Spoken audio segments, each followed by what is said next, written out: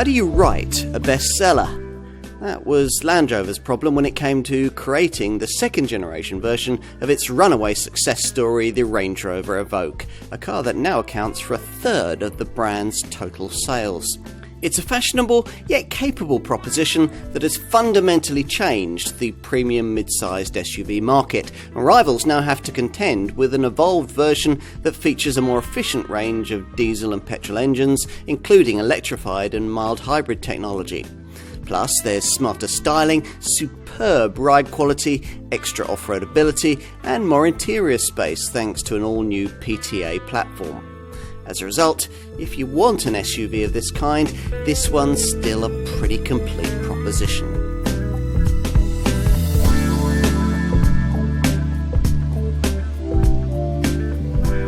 It's now half a century since all-wheel driving was revolutionised by the Range Rover, a car these days a class apart in the luxury SUV sector. But what would that model look like reinvented in smaller form for very different millennial times, an age in which fashion and frugality are as important as toughness and traction? Well, something like this, we think, the second generation Range Rover Evoque.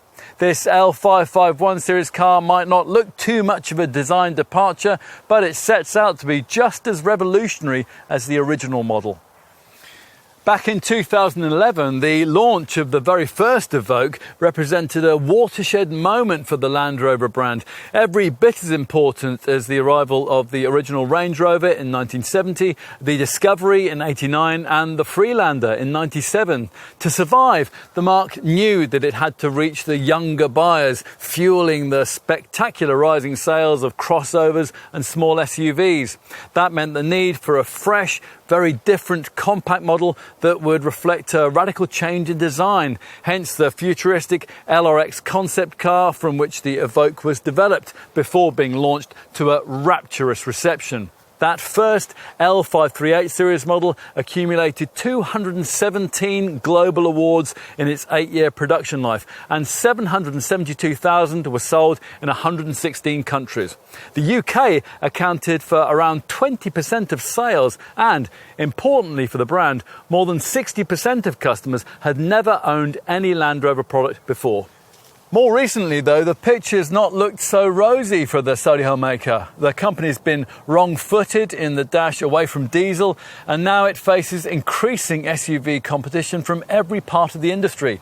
Plus, the design of newer, compact rivals quickly highlighted the original Evoque model's rather cramped interior, its mediocre efficiency figures, and a Ford-derived platform that was looking ever more out of date, which is why we've got this rejuvenated second generation model launched in early 2019. The visual continuity with its predecessor is intentional, and it disguises the fact that almost everything has changed here, starting with a new premium transverse architecture platform, which makes possible a whole new range of mild hybrid engines, all developed as part of a £1 billion production line investment in this British-built model. There's a plug-in version too. Thanks to a longer wheelbase, that more sophisticated chassis also gives this Evoque a better shot at a brief that its predecessor really struggled with, namely straddling both the compact and mid-sized premium SUV sectors. Now, it's still no bigger than a Focus outside, but there's now enough room inside for you to feel better about paying BMW X3 or Audi Q5 money for one, which of course is as vital for Land Rover as the installation of the kind of more premium cabin that you'd find in SUVs of that sort. That is now delivered by the single 5-door body style on offer, as well as a range of really clever design innovations, including a ClearSight virtual rearview mirror and a self-learning smart settings system that adjusts the car to your preferences as you approach it. Some things haven't changed though. The Evoque is still easily the most capable car in its segment off the beaten track. In short, it's still a proper Range Rover. It's just that now it feels a lot more like one. Let's put this car to the test.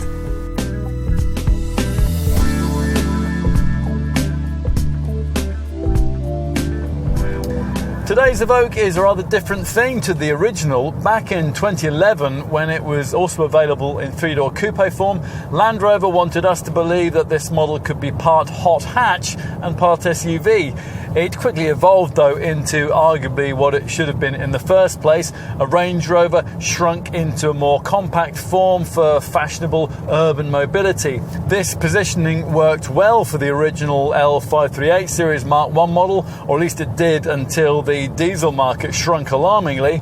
Its prospects were enhanced by a 2015 facelift that brought new era Ingenium engines and the option of a short-lived convertible body style. But all along, the reality was that the unusual futuristic styling shrouded ancient underpinnings dating back to Freelanders from the turn of the century. Today, in many ways, the opposite is true. The lightly evolved shape of this Mark II L551 series car looks reassuringly familiar, but the new premium transverse architecture chassis it sits on is cutting edge, or so we're told. Now, at first glance, that seems to be true. The PTA platform facilitates a longer wheelbase, and it can support both plug-in and mild hybrid engines.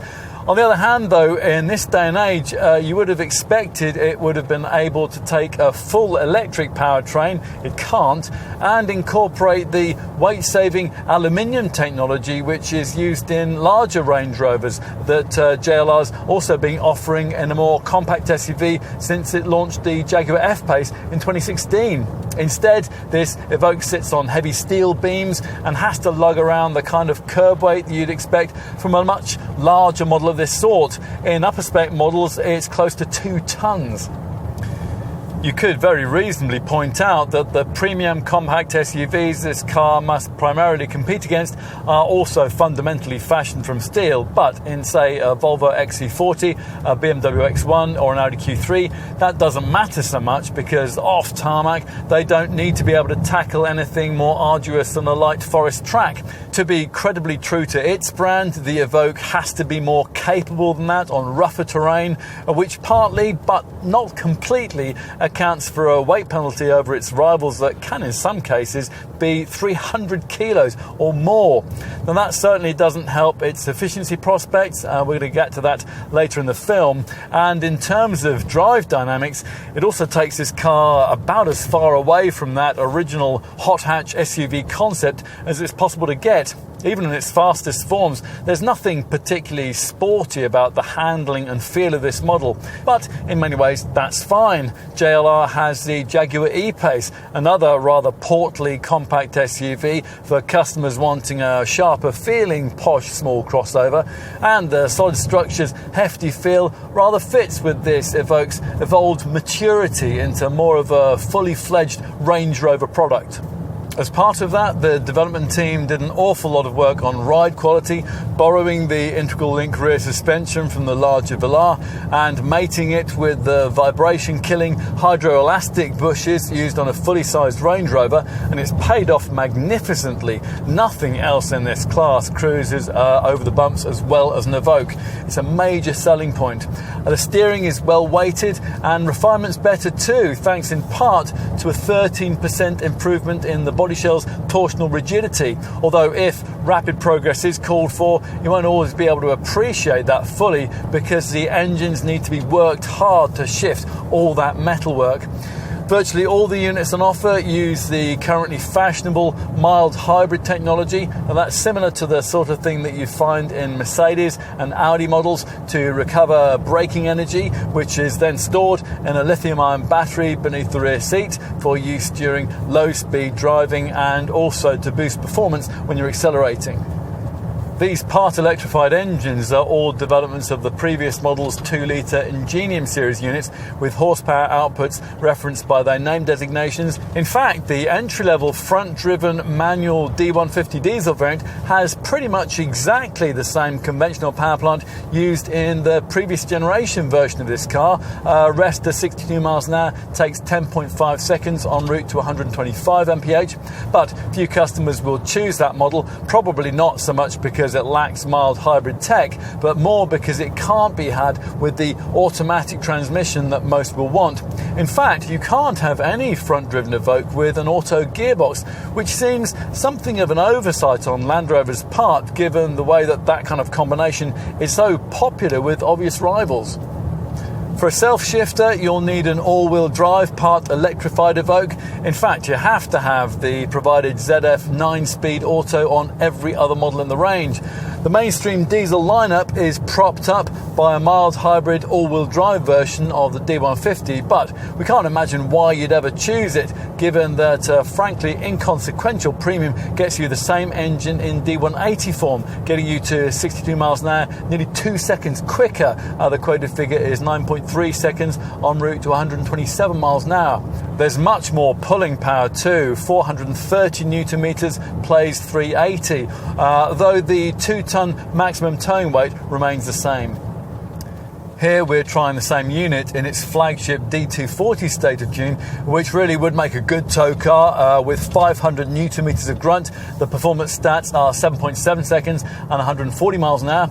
In truth, this top diesel unit doesn't feel anything like that fast. The weight issue exacerbated by the gearbox's reluctance to shift down as quickly as you might want when a rapid burst of speed's called for.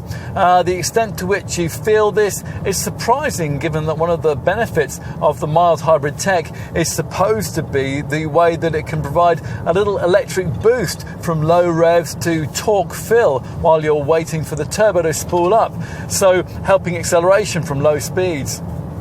With the lighter petrol models, you notice that sort of thing far less, but here the gearbox can be rather too eager to change down and fire the revs towards the 6,500 RPM red line, which doesn't really facilitate quiet or luxuriously rapid progress if you've deadlines to meet. Unless you'll merely be using your Evoque for short hops, we'd probably counsel against the base P200 model, in which 320 newton meters of torque doesn't really feel enough to shift everything along. You wouldn't necessarily know that from that variant stats though. Rest to 62 in 8 seconds on the way to 134 miles an hour. For mixed motoring and a conventional petrol version of this car, you'd be better off with either the mid-range P250, which improves those figures to 7 seconds and 143 miles an hour, or the top P300, which enhances them further to 6.3 seconds and 150 mph. As we'll observe further in our cost of ownership section, all these 2-litre mild hybrid petrol units, rather like a drink, which if you're set on fueling from the green pump, might tempt you towards the alternative plug-in variant that you can ask your dealer about. Now here, the engine in question is properly new from the ground up, rather than merely being an older power plant that's been embellished with a fashionable bit of battery tech. With an Evoque PHEV, you get a 3-cylinder 1.5-litre petrol unit putting out 197 HP and boosted with a 107 HP electric motor. You might conceivably be put off by the asking price, but otherwise, in our view, it's a hugely better proposition than the conventional petrol units. The PHEV package does add on a few kilograms though, slightly nullifying the way that a lighter petrol Evoque turns into corners with a touch more eagerness than the diesel version. The all-wheel drive system in most models uses an efficient driveline setup that works like most other 4x4 packages in this segment, employing a driveline disconnect system which cuts out the prop shaft and the rear axle when they're no longer required, and which will leave you at the wheel of a front-driven Evoque for most of the time. For the top D240 and P300 variants though, Land Rover fits a GKN developed active driveline, which uses a clever twin multiplate clutch to manage torque and wheel spin across the back wheels, maximising traction when you're cornering at speed. It's basically a more sophisticated version of the torque management by braking system. Now that's retained for the front wheels on all Evoques. Every model can also, on request, be fitted with optional adaptive dynamics, adaptive damping, and that can be paired with a configurable dynamics screen that enables you to tailor the handling of a car to suit your precise requirements. But other small SUVs will serve you better if you're determined to drive on your door handles. None, though, can hold a candle to this one off the beaten track. Let's be clear, if you're shopping in this sector and you think a car of this kind is, well, pretty pointless if it can't go very far off-road, then you have to buy this one. It's really as simple as that. It doesn't, of course, get the air suspension that lifts larger Range Rovers loftily away from terra firma, but that kind of complexity really isn't needed at this price point. In any case, the Evoque's 212mm ground clearance is already vastly better than the competition, and it facilitates an increased 600mm wading capability. To give you some perspective, that's 150mm deeper than you can go in a rival Volvo XC40. That is a more significant stat than the impressive quoted approach and departure angle figures, 25 degrees at the front and 30.6 degrees at the rear. After all, though you won't want to cross the Serengeti in this car, you might very well come across a deep winter flood. What's so impressive about the Evoque's off-piste capability is how easy it is to use, thanks primarily to Land Rover's much-admired terrain response system. Now, this has settings for on-road use too, eco and comfort, plus there's an extra dynamic mode if you fitted the adaptive dynamics damping package. But where it really shines is off the beaten track, where you can select specific grass, gravel, snow, mud and ruts and sand options to suit the land that you're driving over. Our only previous criticism of this setup in the old model was its lack of a set and forget auto setting, but even that's been addressed now with the improved Terrain Response 2 package, which features here in this car. Once you've made your selection from the various modes, it's really just a case of leaving the car's electronics to work out how best to dole out power and maximize traction, sniffing out grip where none seems to exist, and turning this Evoque into a really impressively capable all-road driving machine. Try to approach what this car can do in extremis at the wheel of any other small SUV in this sector and you'd damage the thing, and you'd probably be lucky not to disable it. And there's more. All Evoque variants get the same hill launch assist and hill descent control systems that you'd find in larger Range Rover models. Plus, there's a low traction launch feature, which helps you to pull away smoothly from a standstill on very slippery surfaces. And there's also what's called all-terrain progress control. Now, this is essentially a kind of low-speed cruise control that helps you to maintain steady progress in extreme off-road conditions. All the while, a 4x4 menu in the centre dash screen helps to brief you on slope information, steering wheel angles, driveline torque distribution, suspension articulation and weight sensing data. If you're planning to use very much of this capability, even occasionally, then we would recommend a further investment in the optional ground sight clear view forward camera system. Now, that's a so-called transparent bonnet setup that allows you to easily identify potentially damaging rocks and tree roots that you might be just about to drive over. Now, this neat package uses a combined feed from the cameras in the grille and also beneath the mirrors to bring up a digital field of vision on the central infotainment screen here, which is some 15 metres across and 8.5 metres deep. Your front wheels are ghosted into the display to help you place the car. But of course, most likely owners won't really require any of this sort of prowess. For them, the Evoque will continue to be a fashionable family trinket with capability and reserve for the few times it'll be needed. What's magnificent about this car, though, is in comparison to its rivals, when those times occur, let's say when you venture from your front door to discover that the world's covered by a thick blanket of snow, there is that satisfying feeling of having a product that's in its element. It's a bit like having a supercar and unexpectedly finding yourself at a racetrack. Outside of a Land Rover showroom, no other compact SUV can deliver that, which is why no other car of this kind is quite like an Evoque.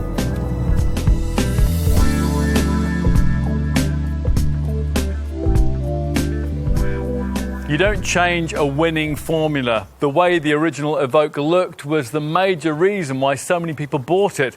Stylist Massimo Frascella and his team did initially design a more radical concept for this second generation model, but it was quickly discarded on the basis of continual customer feedback that the established shape should merely be evolved. Perhaps, though, with a little extra touch of Range Rover this time around. That earlier L538 model was originally destined to wear a Land Rover badge. This one, though, which carries over only its door hinges from its predecessor, gains more than a hint of the maturity that marks out the next Range Rover model up in the line, the mid-sized Velar. You notice that especially here at the rear, the most strikingly changed part of this car, thanks to this broad black accent panel that stretches across the tailgate to give a sense of visual width. Purposeful touches include the sweeping directional indicators that feature within the narrower LED tail lamps on plusher models, and the way that the lower skid plate flows up overtly into the bumper section. As before, a neat roof spoiler tops things off. At the front, every Evoque gets these ultra-slim LED headlights, which on virtually all models feature this unique daytime running light signature, and which can now be upgraded to full adaptive matrix status for a beam that's tailored to road conditions and surrounding traffic. Otherwise, the front end look will depend quite a lot on whether you've ordered the optional R Dynamic pack. It's available on all trim levels, which adds twin ribs for these redesigned corner cutouts, faux vents further up the bonnet, and a slightly more overt version of this lower skid plate. The side profile is 100% Evoque. For previous owners, the rising waistline, the shallow glass house and the plunging roofline will be instantly familiar. But even here, a touch of Velar has crept in, perhaps most evidently with these retractable door pulls, which look great when they're flush with the bodywork, but which have a coffin handle-like vibe when they're extended. We've also noted much better paint quality and shut lines, which have virtually halved in size. The swept-back roofline, which of course, as here and as before, can be contrast coloured, is now 11mm lower. That compensates perhaps for the lack of a three-door coupe body shape this time around. Sadly, there's no follow-up to the old convertible model either. The neat way that on the old model, the exaggerated front wheel arch interrupted the styling flow out of the front headlamp into this vent-style trimming strip has been retained, and that's been extended further back below this restyled door mirror. And larger wheel rim sizes can be had in arches that no longer feature black cladding. 17-inch alloys feature on the base spec, but most variants are fitted out with the 20-inch rims that we have here, and even larger 21 inches are available on request.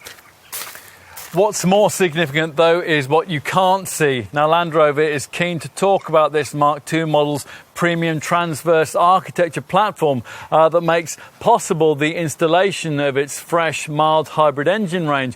But it's a touch disappointing to find that to be a predominantly steel structure, which has actually added quite a lot of weight to this car. Now that delivers the rather confusing conundrum of a car that is slightly smaller than, say, a compact Audi Q3 premium SUV, at the same time as being slightly heavier than a mid-sized Audi Q5. A car like this one, no larger than a Focus, should never weigh nearly 1.8 tonnes. That's as heavy as the much larger Range Rover Velar, which benefits from the aluminium platform that we'd like to have seen installed here. Size, of course, is important. 70% of likely Evoque buyers are urban-based, and they were clear that they didn't want the previous model's 4.37 metre length to grow, so Land Rover had to satisfy them, while at the same time addressing the most frequently criticised issue with that old car, that of cramped interior space. The obvious solution was to move the front and rear axles further apart, creating this L551 series model's 20mm longer wheelbase, which is claimed has made a big difference to cabin space inside. Let's take a look.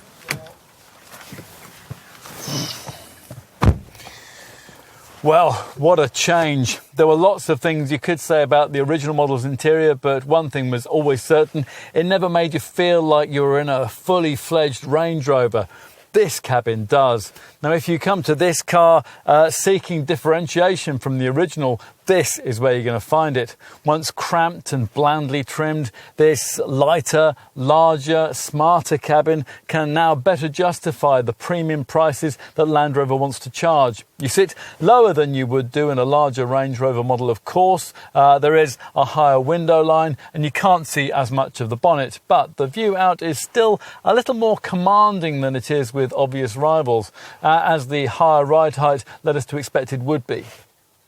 Now, if you've owned or frequently driven an Evoque before, you'll notice the key changes immediately. The replacement of that past its sell-by date circular gear selector by this pistol grip F-type sports car derived shifter, the much wider centre console between the seats, the far classier dished stitched steering wheel, and if you've avoided the too cheaper trim levels, an arguably class-leading level of infotainment screen provision when you fire up the ignition. Yes, as with other Range Rover models, this one now gets the brand's Panasonic-developed Touch Pro Duo twin screen setup. This is Land Rover's vision of a buttonless future where most of the controls lie in menus behind toughened glass, but you still retain an important analogue element, courtesy of these two large configurable rotary dials that float above this lower screen. Both primarily deal with cabin temperature or, when pushed, seat climate functions, and the left-hand one can also deal with your desired terrain response driving mode settings.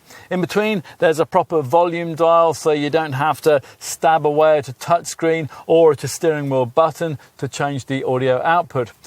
We would like to have seen the addition of Audi-style haptic touch feedback, though. As it is, you quite often have to take your eyes off the road for too long to see exactly what it is you're selecting, and that's something that's exacerbated by the placement of the lower screen a little too far down the centre stack.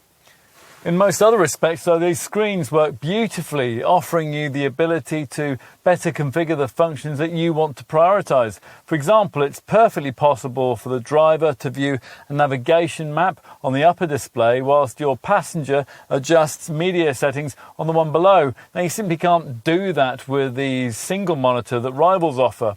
We love the graphic definition too, especially in the terrain response section, and the fact that you can alter the angle of this flush-fitting top screen to suit your driving position. Plus, providing you avoid entry-level trim, Land Rover now at last includes the Apple CarPlay and Android Auto smartphone mirroring systems, which every rival offers, as well as its own in-control apps package.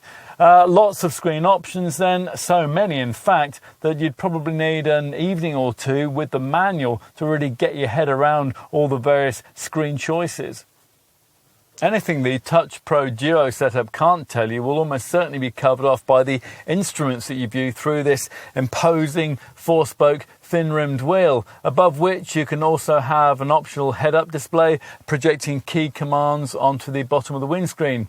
In place of the conventional analog dials that you'll find on the lower spec Evoques, high-end models like this one now feature the kind of all-digital instrument binnacle that's been a design feature on the larger Range Rovers for some time. This 12.3-inch interactive driver display isn't quite as intuitive as, say, the virtual cockpit setup that you'll find in a rival Audi, but there are lots of configurable options controlled by touch-sensitive switches on the wheel here. Now, these allow you to view either one or two dials, together with formats that prioritise either navigation, trip computer, media or off-road setting info alongside them. Or you can fill the instrument binnacle screen with a full map layout. It's up to you.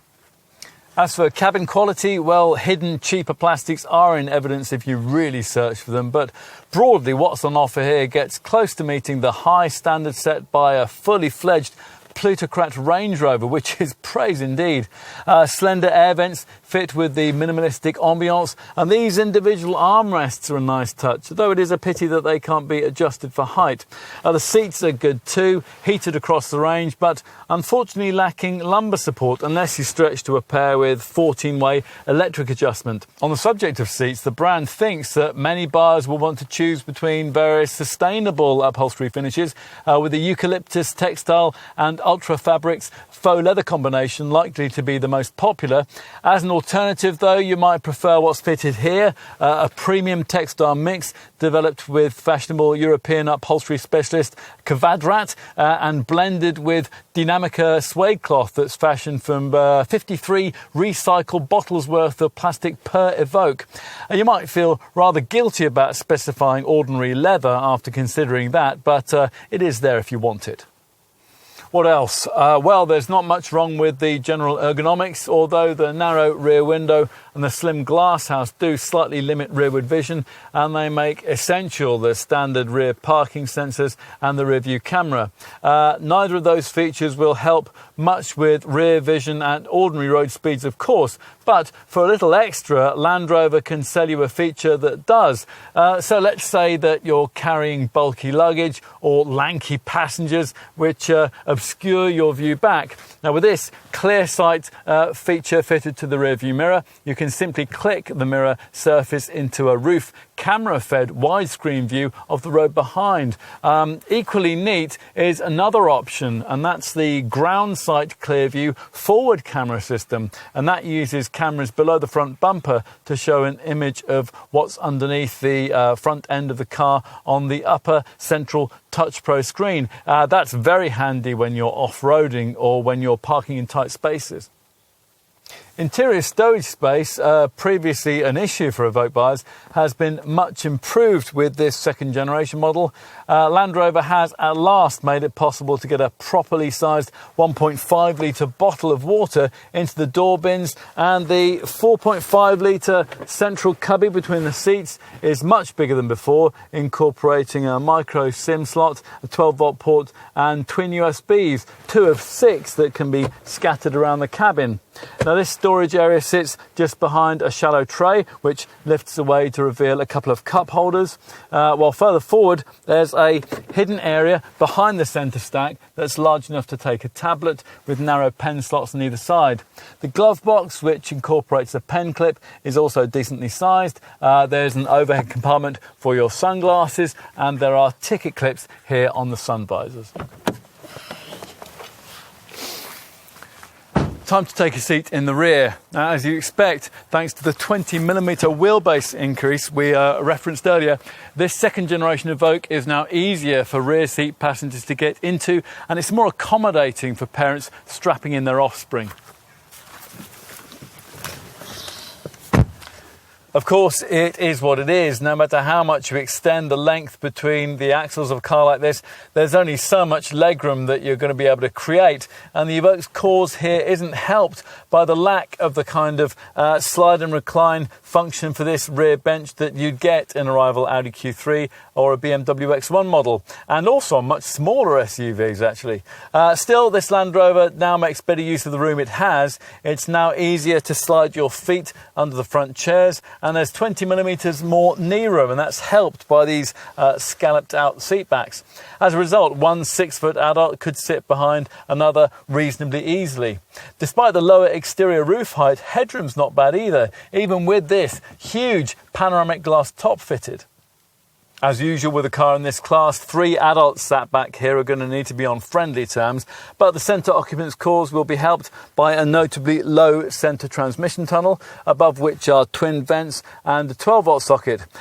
Deep door bins, seat back pockets, LED reading lights and a centre armrest with twin cup holders all feature, and an appropriately premium feel is enhanced by these stitched door cards, which here feature Kvadrat textile inserts. As for luggage room, well, let's see. Now, we still think it's a pity that the futuristic styling doesn't permit the fitment of that signature Range Rover feature, the 2-piece tailgate. This single-piece hatch on this particular car is powered. That's a feature you actually only get as standard if you're happy to pay rather a lot for your Evoque.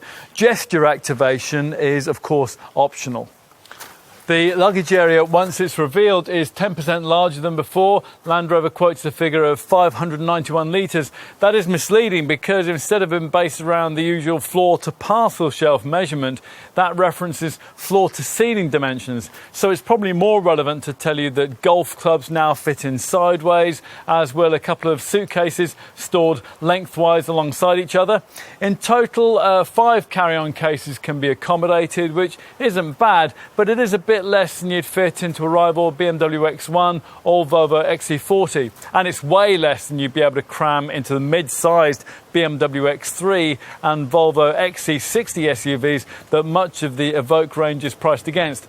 Still, if you need more from an SUV at this price point, then your Land Rover dealer will walk you over to the Discovery Sport model on the other side of the showroom.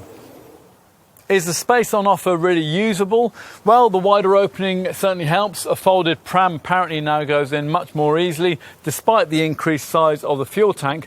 Laudably, the battery pack that features in the plug-in hybrid variant doesn't impinge on trunk space either.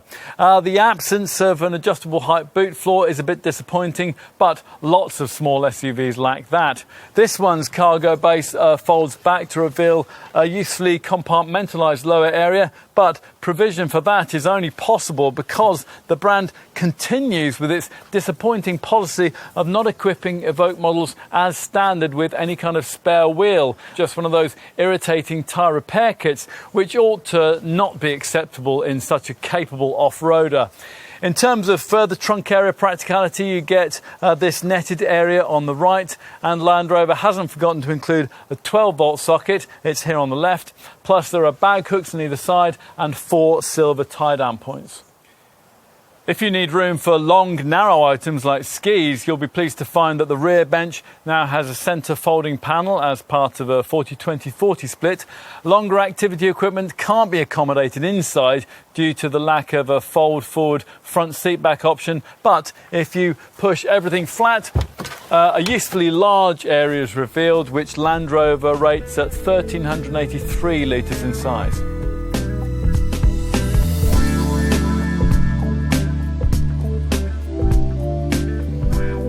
This time around, there's only this 5-door body style, no 3-door coupe, and sadly, no convertible either.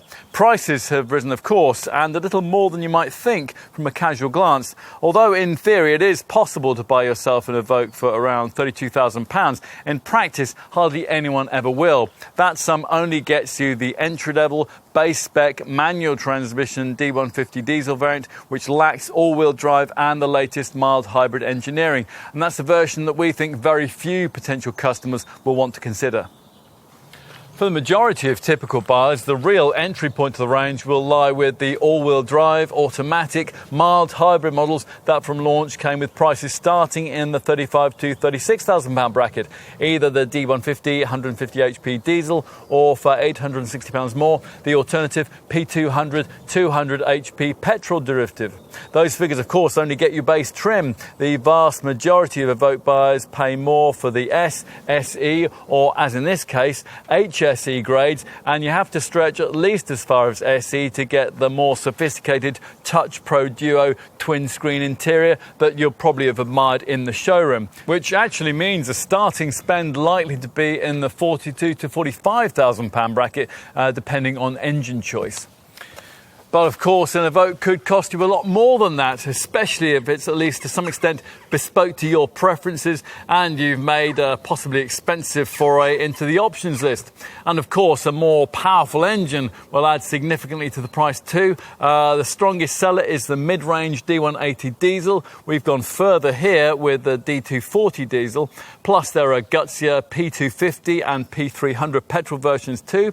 And you can also talk to your dealer about a plug-in hybrid variant. Now that pairs a 197 HP 3-cylinder 1.5 litre petrol engine with a 107 HP electric motor. Once you've selected a trim level and a power plant to match, before you start on final spec, your dealer will also want to know whether you'd like to pay an extra £1,500 for a slightly sportier look and feel, courtesy of the optional R Dynamic pack. That's available with all variants. Now, this adds a whole lot of extra trim detailing, principally ribbed front corner outlets, bonnet louvers, a smarter front and rear bumper, and valance design, and inside metal pedals, an ebony Mortzine headliner, and black gear shift paddles for the auto gearbox. Now, it's worth saying at this point what you might be thinking, that list prices aren't the overriding issue when it comes to the way that you might be seeking to take ownership of this car. Only 30% of Evoque customers buy outright. The remainder purchase through PCP finance, and that means that their pricing point of reference is not, say, a 50k car, but a £400 a month car. This Range Rover's model's class-leading residuals come into play here, and that means that with a £7,000 deposit, an entry-level Evoque could, from launch, cost you as little as £245 a month. Now, that is less than you'd pay for apparently cheaper rivals from lesser brands. So if you're, well, slightly discouraged by the list figures that we've been quoting, your prospects for getting yourself into a perfectly spec'd example of one of these might be rather brighter than you might at first think. Anyway, that's given you a feel for Evoque pricing and range structure. Let's now position this, the most compact Range Rover contender, for you in terms of the Solihull maker's wider model lineup. Size-wise, the most obvious comparison to make is with the brand's Land Rover entry-level model, the Discovery Sport, a more spacious but less fashionable alternative which shares much of this car's engineering and technology. Now, some Discovery Sport variants, the base diesel and petrol versions, for example, they are priced very similarly to their Evoque counterparts. In other cases, though, with the volume D180 diesel variants, for example, a Disco Sport could cost around £5,000 more than an equivalent Evoque, which you might think reasonable given that most sport models can seat up to 7. Perhaps more relevant brand comparison is with the Range Rover series model that sits directly above this Evoque, the Velar. Now, one of those commands a premium of around £10,000 over a directly comparable Evoque. Let's get on to the question of how mainstream variants of this car square up to potential premium C-segment SUV sector rivals from other premium brands. And let's use the volume D150 and D180 diesel variants that the vast majority of Evoque customers choose as our benchmark. Before we get started, there is a basic issue here. What size of premium SUV do you perceive this to be? Is it a compact model like, say, a BMW X1 or an Audi Q3, or a mid-size model like, say, a BMW X3 or an Audi Q5? Dimensionally, there's no doubt that the Evoque falls amongst cars in the smaller category, but Land Rover says that's intentional for urban manoeuvrability. The company reckons that the extra interior space made possible by this second-generation design's longer wheelbase leaves it equally able to target the larger mid-sized models that sell in the £40,000 to £50,000 price bracket, which is, as we said earlier, the price span that the most desirable part of the Evoque range now falls into. For simplicity's sake, for competitor price comparisons, we're going to stick with premium models in the compact SUV segment here. If you're buying in this class, you might already be aware that this car shares some of its engineering with another Jaguar Land Rover compact SUV product, the Jaguar E-Pace, which costs a fraction less and is sportier to drive, but which is smaller inside and nothing like as good off-road. It is more likely, though, that an Evoque buyer would be looking at small SUVs from the premium sector market leaders, cars like BMW's X1, Audi's Q3, the Mercedes GLA and the Volvo XC40. The Volvo and the BMW will cost you fractionally less than directly comparable Evoque models, but the asking figures for directly equivalent versions of the Mercedes and the Audi would probably be much the same. And Evoque very creditably manages to combine at least, if not more, of the interior space that you get in models like those with something of the sportier, swept-back silhouette of the various coupe-style small SUV models that are now springing up in the segment, cars like the BMW X2 and the Audi Q3 Sportback. Now, both offer a small saving over Land Rover's pricing, but offer less interior space. Other potential customers may bemoan the lack of a full hybrid self-charging engine in this car, these being people that would direct to the likeable Lexus UX, although again, that's much more inside. Similar self-charging hybrid technology is used by that Japanese brand's other, fractionally larger compact SUV contender, the Lexus NX. Now that comes with pricing starting at around £36,000. Those are all your really direct alternatives to an Evoque, but if you want to widen your search to include volume branded SUVs in this price band, then you absolutely can. Toyota's RAV4, now only offered as a hybrid, sells in the £30,000 to £37,000 bracket for those who want to trade a premium badge for extra engine technology. Otherwise, if you're spending that kind of sum on an SUV crossover of this kind, you could get yourself a really top-spec version of a smaller mid-sized model like a Nissan Qashqai, a Seat Ateca or a Ford Kuga. B, a mid to top spec version of a slightly larger mid-sized model like a Volkswagen Tiguan, a Mazda CX-5 or a Honda CR-V. Or C, a similarly equipped version of a 7-seat mid-sized SUV like a Volkswagen Tiguan Allspace or a DS7 Crossback. Lots and lots of choices then, but arguably nothing with the proper SUV credentials of an Evoque. If, having considered all that, you conclude it is this little Range Rover product that you really want, then you're going to need to know exactly what's included in the standard spec. Well, there's plenty, even if you opt for entry-level trim. You're reminded of the sheer capability of this car with the news that all volume four-wheel drive variants get Land Rover's optimum suite of off-road driving tools, a terrain response 2 package that allows you via various selectable modes to set this car up to suit the ground that you're traversing.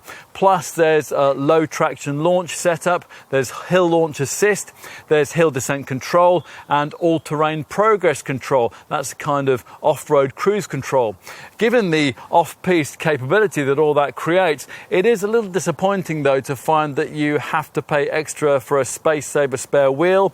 Still, there are few other key equipment omissions, so even with the least expensive Evoque trim level, you get a specification that truly befits a car wearing the luxury Range Rover badge.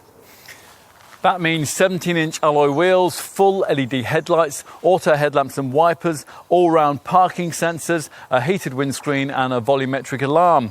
And inside, features like automatic 2-zone climate control, ambient lighting, cruise control, a 40-20-40 split rear bench and a rear view camera, plus heated front seats that are 8-way manually adjustable. In addition, all Evoques now include the 10-inch screen Touch Pro infotainment system that only featured on the priciest versions of the previous model. This setup includes a DAB sound system, all your necessary connection sockets and Bluetooth phone connectivity. The package also includes what Land Rover calls In Control Protect, and that's a system that will automatically call the emergency services with your exact location if the airbags activate in an accident. Plus, it also gives you a downloadable remote app functionality that can show the location of your vehicle, update you on its fuel and fluid levels, tell you if the windows have been left open, and also allow you to download journey information. A pretty complete tally then, but as suggested earlier, you'll probably want more and find yourself choosing between the S, the SE and HSE grades that account for the vast majority of sales. S-Spec adds larger 18-inch wheels, auto-dimming power-folding mirrors and an adaptive speed limiter that can set itself to prevailing speed limits courtesy of traffic sign recognition. Inside, in an S-Spec variant, you get perforated grained leather seats with 10-way power adjustability at the front, plus full navigation, part of the big step up in media connectivity that you get at this level in the range. Now that includes a smartphone pack, and that will allow you to view and use all your favourite phone apps, either via your choice of Apple CarPlay or Android Auto smartphone mirroring, or alternatively by using Land Rover's own In Control apps package. Just as clever is the included Connect Pro Pack. Now that gives you the brand's pack of pro services which update you on traffic congestion, add satellite and street level imagery to the GPS system. It gives you an online search function for journeying information and allows door-to-door routing, via which navigation to a set destination continues on your smartphone, so that after you park, you're guided to the very door of your destination address.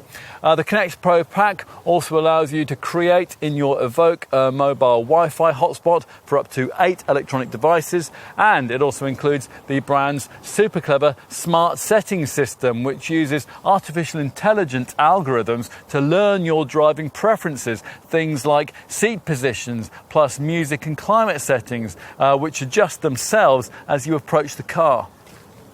All of that comes on an S-Spoke Evoque. As mentioned earlier though, you'll need to stretch at least as far as mid-range SE trim if you want this car's cabin in its most sophisticated form, complete with the twin central infotainment screens of the Touch Pro Duo setup and the fully digital interactive driver display that replaces the conventional dials in the instrument cluster. SE spec also gets you larger 20-inch wheels, scrolling animated directional indicators, a powered tailgate and premium headlamps with auto high beam assist and signature daytime running lights. There's also a park pack that gives you 360-degree sensors, a park assist system which will automatically steer you into spaces, a rear traffic monitor which warns you of oncoming vehicles when you're reversing out of a parking space, and a clear exit monitor that warns of a possible threat when you're preparing to open a rear door from the inside. The final step in the trim hierarchy is HSE, which is what we have here. Such variants are recognisable by their gloss mid-silver diamond toned finish applied to the 20-inch wheel rims. Inside, HSE models stand apart too, thanks to the inclusion of softer, smarter Windsor leather upholstery and an upgraded steering wheel with a classy Atlas centre bezel. At this level of the range, you also get keyless entry, an upgraded Meridian sound system, 16-way front seat adjustability, and the clever clear sight interior rear view mirror, which sees the rear view camera act like a rear view mirror if your view via the normal physical item is obscured, say by rear passengers or by cargo area luggage. There's also gesture functionality for the powered tailgate and a drive pack that gives you blind spot assist along with adaptive cruise control. Plus, it builds on the standard autonomous braking functionality, that's something that we're going to get onto in a moment, with a high-speed emergency braking system. On to options, and as you might expect from a premium brand, there is a vast selection of extras for potential buyers to choose from.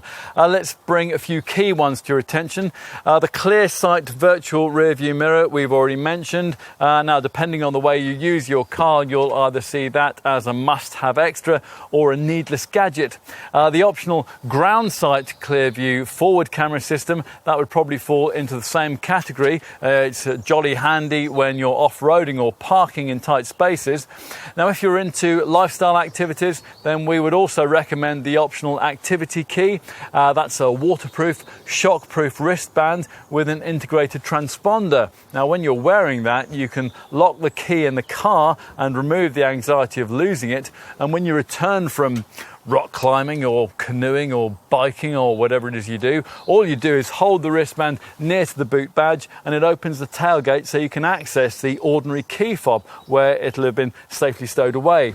Now, the activity key doesn't have a battery, so it'll never run out of power. What else? Well, on base and S-Spec Evoques, you can add the Touch Pro Duo twin center dash screens and the interactive driver display digital instrument cluster for only a few hundred more. Across the range, you might be tempted by a head-up display, a cabin air ionization package with or without an air quality sensor, and configurable ambient lighting. Plus, maybe also one of the two Meridian audio system upgrades. There's a 10-speaker package or a 14-speaker surround sound setup, setup. Curiously, front fog lights cost extra on all models, and you can upgrade the LED headlights with matrix technology, which will allow them to adapt elements of their beam to road conditions and other vehicles. And you might also want privacy glass, a solar attenuated windscreen, a TV tuner, keyless entry, and the panoramic glass roof that we have here. That's available in either fixed or sliding form. You might want to spend a bit of money on the front seats, depending on the spec you've chosen. These can be upgraded with 10, 14 or 16-way powered adjustment. The latter two options feature lumbar support, plus the chairs can be specified with cooling and massaging functions, and the rear bench, that can be heated too.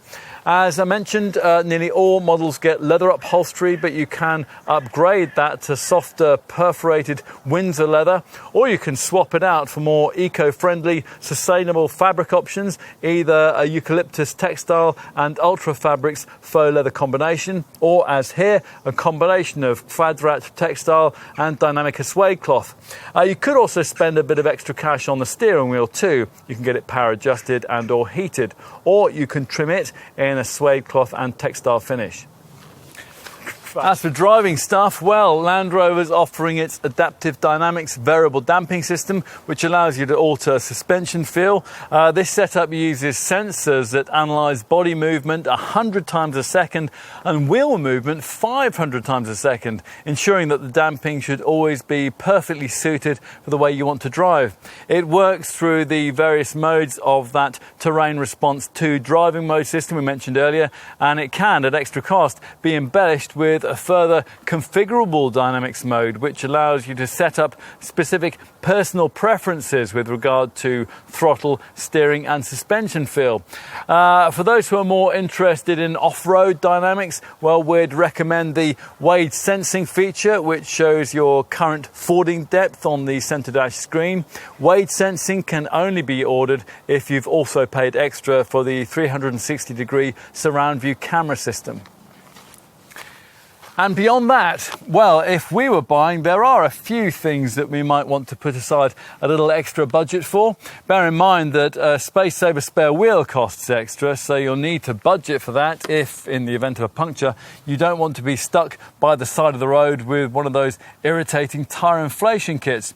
Other practical features that you might want to specify include a powered tailgate, plus for the load area, a partition net, storage rails, a collapsible luggage organiser, a rubber mat and a liner tray. You can add in seat back stowage, a rear bumper protection cover and a modular click and go system for the rear of the front seats, onto which can be clipped hooks, hangers, tray tables or tablet mounts. For those with dogs, there's a quilted load space liner, a full height luggage partition and even a spill resistant water bowl and a portable rinse system. A larger fuel tank can be ordered too. There's a stainless steel undershield, a power socket pack is available, and you can have a smoker's pack if you haven't yet kicked the habit. Roof crossbars, they'll allow you to specify a roof box, a roof bike carrier and carriers for skis and snowboards. In addition, many owners will want the electrically deployable tow bar to be fitted, or a simpler detachable one, in which case your dealer will also want to tell you about the advanced tow assist technology that you can have that'll help you when you're hitched up and trying to park a trailer. With this setup, images from a rear-facing camera are relayed to the central touchscreen, and the driver can manoeuvre using the Terrain Response 2 system's rotary controller. The advanced tow assist system will then autonomously steer the trailer into place. All the driver has to do is to operate the accelerator and brake pedals. Onto aesthetics. Wheel rim sizes tend to be key for Evoque buyers, so there's a wider than usual range of different alloy designs on offer in sizes from 17 to 21 inches. This particular car's 20-inch 5 split spoke gloss mid-silver diamond turned rims are particularly nice. Whatever your rim choice, don't forget to add in locking wheel nuts.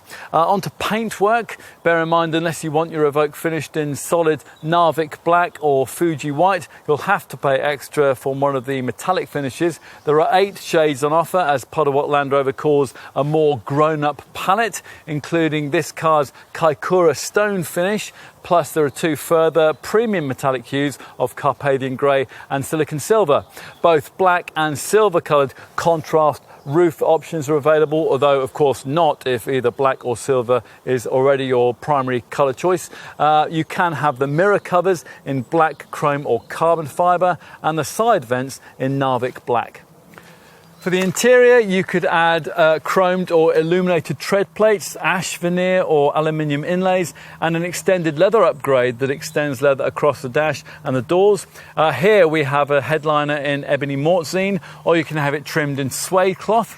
You might also want to look at premium carpet mats or black or aluminium gearshift paddles. On to safety, where, as you'd expect, most of the main bases are covered.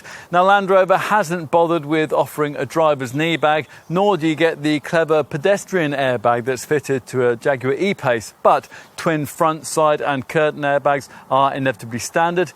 Other expected passive safety features include Isofix rear child seat fastenings, anti-whiplash head restraints, tyre pressure monitoring, and the usual electronic assistance for traction and stability control. As usual, there's ABS braking with emergency brake assist to aid in panic stops, and those are advertised to following motorists by automatically activating hazard flashers. What else? Well, Evoque occupants are surrounded by a high-strength steel safety cell, and the reactions of the person in charge at the wheel will constantly be overseen by a standard driver condition monitor, which is there to search for signs of drowsiness. As for driving aids, well, Hill Start Assist stops the car from drifting backwards on uphill junctions. There's engine drag torque control to reduce the chance of the kind of wheel lockup that might be caused by strong engine braking in slippery conditions. Cornering brake control varies braking force to each wheel to avoid unsettling the car too much if you're unwise enough to brake at speed in the middle of a corner. And roll stability control is integrated into the standard dynamic stability control system to reduce the possibility of a rollover during extreme turns at speed. Plus, if you have fitted a tow bar, then you'll benefit from trailer stability assist, which mitigates against trailer sway. All well and good, but what about the kind of clever camera-driven safety features that increasingly are present in all this model's main rivals? Well, of course, the Evoque has these too. Fitted as standard across the range is an emergency brake assist system which scans the road ahead as you drive in search of potential collision hazards, whether they be vehicles or pedestrians. If such a thing is detected, you'll be warned. Now, if you don't respond, or perhaps you aren't able to, then braking will automatically be applied to decrease the severity of any resulting accident.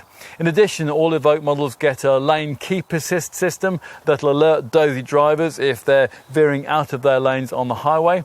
Plus, we particularly approve of the optimized assistance SOS emergency call feature. Now, that's built into the standard remote app package. Now, that will transmit your location and your diagnostic data to the emergency services in the event of an accident, and that could be a lifesaver.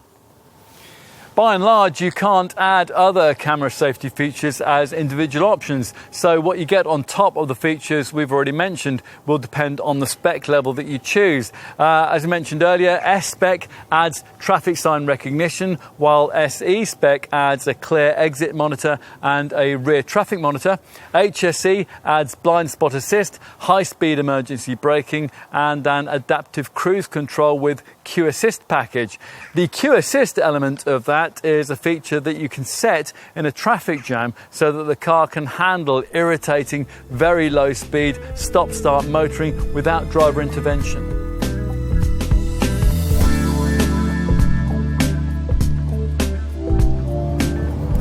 The key stat you need to know here doesn't for once relate to fuel figures, emissions readings or taxation status. It's this Evoque's exemplary residual value showing. Depreciation is one of the biggest costs of running a new car, yet it's also the easiest one to forget in the excitement of buying one. Now this little Range Rover model clings onto its value with class-leading tenacity. Independent experts reckon that a typical second generation Evoque variant will be able to retain up to 63% of its value after a typical 3-year, 30,000 mile ownership period. That's much better than most premium competitors in this segment can manage, and it's the main reason why PCP finance quotations for this car are so relatively affordable. All of this is just as well because it partly compensates for some of the issues this car has when it comes to the more usual running cost parameters. Let's get to the key one. You might, like us, find it a little difficult to get your head around the fact that this second generation Evoque weighs virtually the same, or in some cases actually even more, than the Range Rover brand's much larger Velar model. That anomaly was easy to understand with the previous generation L538 Series Mark I Evoque.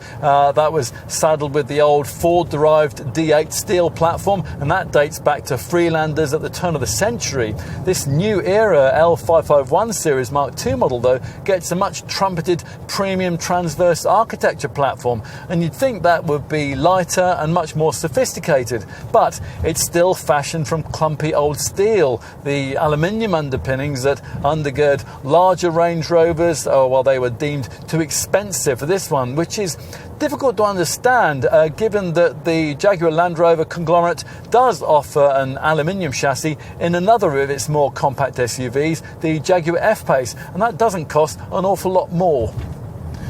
The reason that we're making such an issue of this is because of the contribution that all this makes to this Evoque's unwanted status as easily the heaviest compact SUV in the class.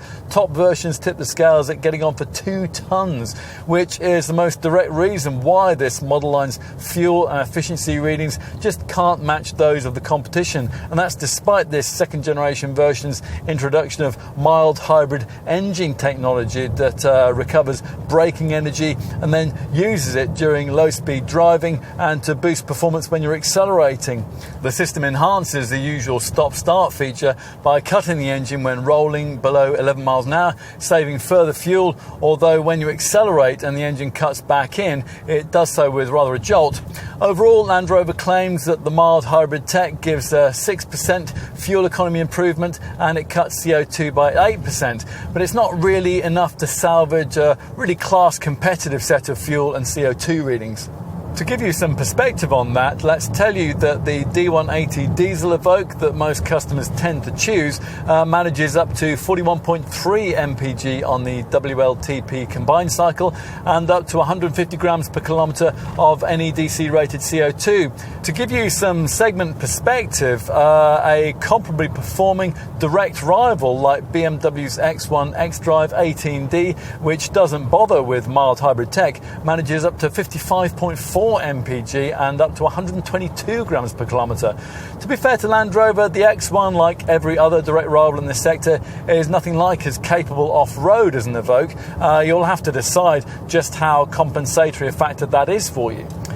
You don't gain much in efficiency terms by choosing a cheaper diesel Evoque model. The D150 mild hybrid all-wheel drive auto variant manages up to 41.9 mpg and 149 grams per kilometre, and the non-mild hybrid front-driven manual D150 manages 44.9 mpg and 143 grams per kilometre. For completion, let's tell you that the top D240 diesel we're trying here returns up to 40.4 mpg and up to 163 grams per kilometre. In this test, we've been averaging a mid-30s mpg figure, and we've been getting around 300 miles from the 54-litre fuel tank. The mild hybrid petrol versions are some way off the diesel readings, of course. A P200 model manages up to 30.7 mpg and 176 grams per kilometre. For the P250, it's up to 30.4 mpg and 180 grams per kilometre. And for the top P300, it's up to 30.3 mpg and 186 grams per kilometre. If you are set on fueling from the green pump, we'd recommend the PHEV plug-in hybrid petrol derivative as a much better alternative. This mates a 3-cylinder 1.5 litre petrol unit, putting out 197 HP with a 107 HP electric motor. Whatever your engine choice, you'll increase your driving range significantly by specifying the available larger fuel tank option. You'll want to be taxation friendly with your choice of Evoque variant. Now, we'd suggest the mid-range D180 diesel to be a good choice in this regard. Go easy on the options list, and you should keep the list price under £40,000 and therefore avoid the government's £320 annual VED surcharge in years 2 to 6 of ownership of cars costing over that figure. Below £40,000, the CO2 weighted first year road tax payment will be £205. That's normally rolled into the on-the-road price, followed by the standard £135 a year. In terms of benefit in kind payments, all Evoque models fall into the maximum 37% band. All of the fuel and CO2 figures we quoted earlier assume that you've chosen the most frugal of the 4 terrain response to driving modes, Eco, for your trip, and that's a setting that, as the name suggests, adjusts all of the car systems for maximum efficiency. Beyond that, your driving is clearly going to play a crucial part in the efficiency process, and that's something that this Evoque's technology wants to help you to improve. The Touch Pro infotainment screen's Eco Data section offers an energy impact driving style display to help you here, and it shows you your recent efficiency success when it comes to 3 areas: accelerator, speed and engine, and brake. There's also a history screen that graphically shows how your running cost figures from recent journeys have stacked up, and rather cringingly, it awards you a little trophy for the most frugal one. As for engine technology, well, the diesel engines, like the units you'll find in every rival, use AdBlue. That's a urea-based liquid that is squirted into the hot exhaust to neutralise many of the harmful gases that would otherwise be blown into the surrounding atmosphere. The AdBlue tank will need to be filled up regularly, although it can last up to 9,000 miles, and your Land Rover dealer will charge you around £30 to fill it up. If you've taken out one of the brand's service plans, though, those top-ups are included free. A lot of Evoque buyers will fund their car through a lease deal, and Land Rover offers its own finance for this. Most of these packages include the cost of insurance, but if you buy the car with your own money or you decide to arrange cover for yourself, you'll want to know which group your car will sit in. The lowest powered petrol and diesel models start at Group 26. The ratings then climb through Groups 29 to 39 for the R-Dynamic, the D180 and HSE P300 models respectively. That's a chunk above the ratings that apply to directly comparable rivals. That only leaves the warranty, an unremarkable 3-year unlimited mileage deal. That is the same as BMW offers, but it's better than you get from Audi and Lexus, who limit their cover to 60,000 miles. There's also an In-Control Protect service, which allows you to monitor vital stats on your car from your smartphone, and which will guide the breakdown services to your Evoque should it ever have a problem. Also included is European cover and a promise to get you on your way as soon as possible in your own car or in a loaned vehicle if the required repair will take longer than 4 hours.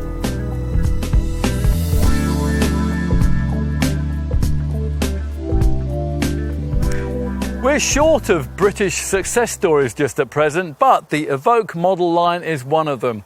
Land Rover reckons the original version of this car pioneered the compact SUV segment. It didn't, of course, but it did redefine what a premium model in this sector could be. This second generation Evoque is as stylish and capable as its predecessor, but it manages at the same time to be much more of a Range Rover style product, making more accessible the class and cutting edge design of the larger Velar. It's even more desirable as a result.